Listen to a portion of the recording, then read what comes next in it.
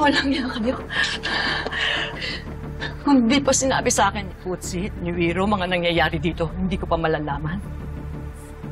Bakit ganon, Jade? Sabi mo sa akin, lahat maayos dito. Pero meron na palang masamang nangyayari kay Emma.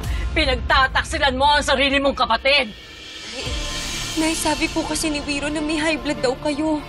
Hindi na ho namin sinabi sa inyo yung nangyayari kasi ayaw naming mapahamak kayo. Nay, wala akong kasalanan si Jade. Dahil kung tutusin, wala siyang ibang ginusto kundi gumaling sa Emma. Pero sa Emma yung kusang lumayo sa amin, Nay. Alam ko malaki kasalanan ko sa inyo, kaya humingi ho ako ng tawad, Nay. Pero, sumawa pa yung loob ko dahil iniwan kami ni Emma, Nay. Na basta-basta. Basta-basta?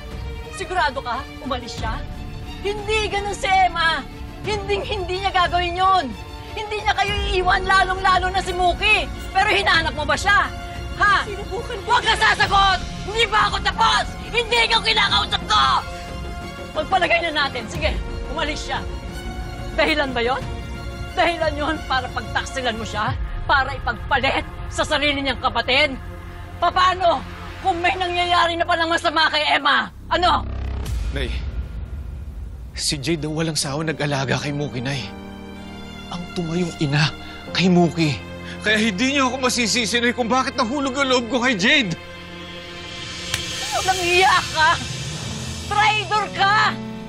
Alam mo ikaw, kahit kailan hindi ka sinukuan ni Emma, ilang beses kong paulit-ulit sinabi sa kanya na hindi ikaw ang nararapat para sa kanya. Pero si Emma, palagi kang pinaglalaban. Pagkatapos ikaw, basta-basta mo lang siya sukuan ng ganyan.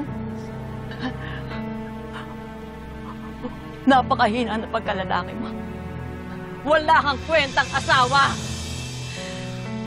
Nay! Isa ka pa. Jade. Nagsisisi ako. Bakit ikaw ang kinakampihan ko noon? Mas kinakampihan kita kaysa kay Emma. Kawawa naman ang anak ko. Siguro nga, talagang bumigay na yung utak niya sa dinami-dami ng mga pinagdadaanan niya.